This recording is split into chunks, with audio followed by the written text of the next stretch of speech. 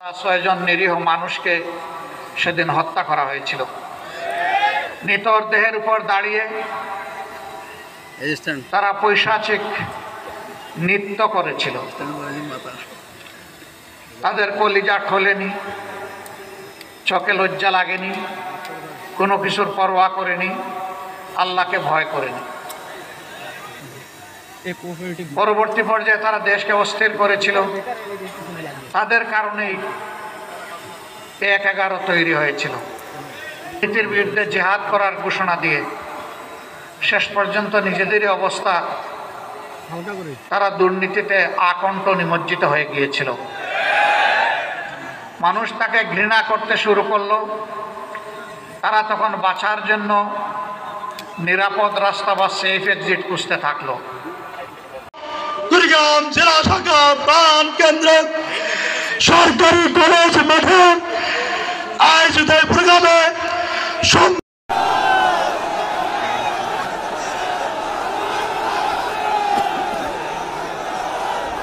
বাংলাদেশ জামাত ইসলামী কুড়িগ্রাম জেলা শাখা আয়োজিত কর্মী সম্মেলনের সম্মানিত সভাপতি,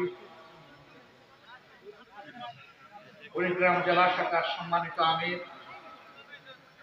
জনাব মৌলানা আব্দুল মতিন ফারুকী, বিশেষ অতিথি বাংলাদেশ জামাত ইসলামী কেন্দ্রীয় নির্বাহী পরিষদের অন্যতম সদস্য, বিশিষ্ট আলেমে দ্বীন,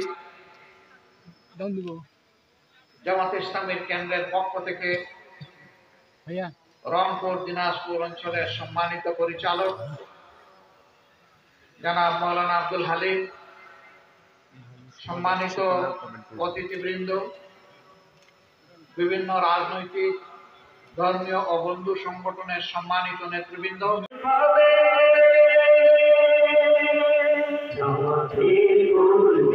সারা পৃথিবীতে কালেমার দাওয়াত দিয়ে যাবে।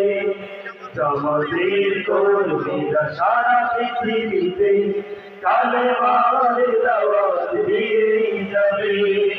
ভয় ভীতি কারাগার হাসির মঞ্চে তুলে একটু ভাবেনি যারা জীবন নিতে।